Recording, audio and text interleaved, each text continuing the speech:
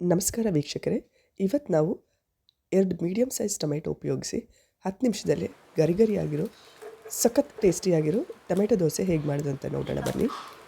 1 cup ಅಕ್ಕಿ ಹಿಟ್ಟಿಂದ almost 10 ರಿಂದ 12 dosa ready ಆಗುತ್ತೆ. ಈ ಟೊಮೆಟೊ ದೋಸೆಲೇ ಉಪ್ಪು ಹುಳಿ ಖಾರ ಎಲ್ಲ ಇರೋದ್ರಿಂದ ಯಾವುದೇ ಎಕ್ಸ್ಟ್ರಾ ಪಲ್ಯದ ಅವಶ್ಯಕತೆ ಇರಲ್ಲ. ಸಿಂಪಲ್ ಆಗಿರೋ ಒಂದು ತೆಂಗಿನಕಾಯಿ ಚಟ್ನಿನೂ ಸಾಕಾಗುತ್ತೆ, ಇಲ್ಲಾಂದರೆ ಹಾಗೆ ಕೂಡ ತಿನ್ನಬಹುದು. ಮಿಕ್ಸಿ ಜಾರಿಗೆ ಸಣ್ಣದಾಗಿ ಹೆಚ್ಕೊಂಡಿರೋ 2 ಮೀಡಿಯಮ್ ಸೈಜ್ ಟೊಮೆಟೊ, 1 ಚಮಚ ಜೀರಿಗೆ, 1 ಚಮಚ ಕೊತ್ತಂಬರಿ ಬೀಜ, ಸ್ವಲ್ಪ ಕರಿಬೇವಿನ ಎಲೆ, 3 ರಿಂದ 4 ಬ್ಯಾಡಗಿ ಮೆಣಸಿನ್ಕಾಯಿ ಅಥವಾ ಖಾರ ಜಾಸ್ತಿ ಬೇಕು ಅಂದರೆ ಗುಂಟೂರು ಮೆಣಸಿನ್ಕಾಯಿ ಕೂಡ ಸೇರಿಸ್ಕೋಬಹುದು.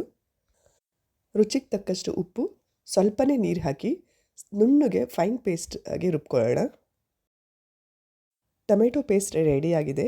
ಈಗ ಇದನ್ನು ಒಂದು ಬೌಲಿಗೆ ಟ್ರಾನ್ಸ್ಫರ್ ಮಾಡ್ಕೊಳ್ಳೋಣ. ಟೊಮೆಟೊ ಪೇಸ್ಟ್ನ ಬೌಲಿಗೆ ಹಾಕಿದ ಮೇಲೆ ಇದೇ ಬೌಲಿಗೆ 1 ಕಪ್ ಅಕ್ಕಿ ಹಿಟ್ಟು, ಅರ್ಧ ಕಪ್ ಮೀಡಿಯಮ್ ರವೆ ಅಥವಾ ಬಾಂಬೆ ರವೆ, 2 ಚಮಚ ಚಿರೋಟಿ ರವೆ ಇದ್ದರೆ ಹಾಕೋಬಹುದು, ಇಲ್ಲಾಂದರೆ ಸ್ಕಿಪ್ ಮಾಡಬಹುದು. ಇಲ್ಲಿ ನಾವು 1 ಕಪ್ ಅಕ್ಕಿ ಹಿಟ್ಟು, ಅರ್ಧ ಕಪ್ ರವೆ ತೊಗೊಂಡಿದ್ದೀವಿ. ಸೊ ಟೋಟಲಾಗಿ 1.5 ಕಪ್ ಹಿಟ್ಟು ತೊಗೊಂಡಿದ್ದೀವಿ. ಇದ್ರ ಡಬಲ್ ಅಂದರೆ 3 ಕಪ್ನ ನೀರನ್ನ ಸ್ವಲ್ಪನೇ ಹಾಕಿ ಗಂಟಿಲ್ದಿದ್ದಂಗೆ ತೆಳು ಬ್ಯಾಟರ್ ಮಾಡ್ಕೊಳ್ಳೋಣ.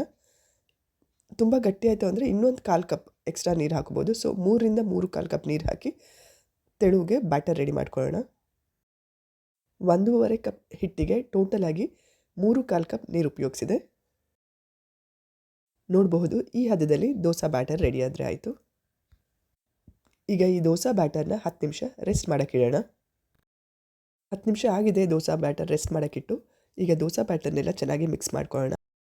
ಸ್ಟವ್ ಫ್ಲೇಮ್ನ ಮೀಡಿಯಮ್ ಟು ಹೈ ಮಧ್ಯದಲ್ಲಿ ಇಟ್ಕೊಂಡು ಪ್ಯಾನ್ ಬಿಸಿ ಆದಮೇಲೆ ಸ್ವಲ್ಪ ಎಣ್ಣೆ ಹಾಕಿ ಎಲ್ಲ ಕಡೆ ಸ್ಪ್ರೆಡ್ ಮಾಡ್ಕೊಳ್ಳೋಣ.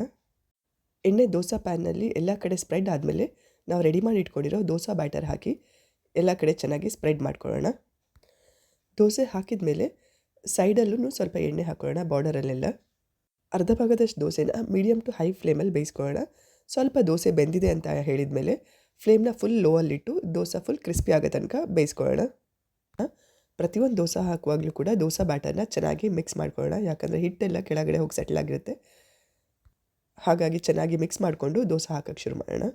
10 ನಿಮಿಷದಲ್ಲಿ ಗರಿಗರಿಯಾದ ಟೊಮೆಟೊ ದೋಸೆ ರೆಡಿಯಾಗಿದೆ. ನೀವು ಟ್ರೈ ಮಾಡಿ ಹೇಗಾಗಿದೆ ಅಂತೇಳಿ ಕಮೆಂಟ್ ಮಾಡಿ ತಿಳಿಸಿ. Thanks for watching the video.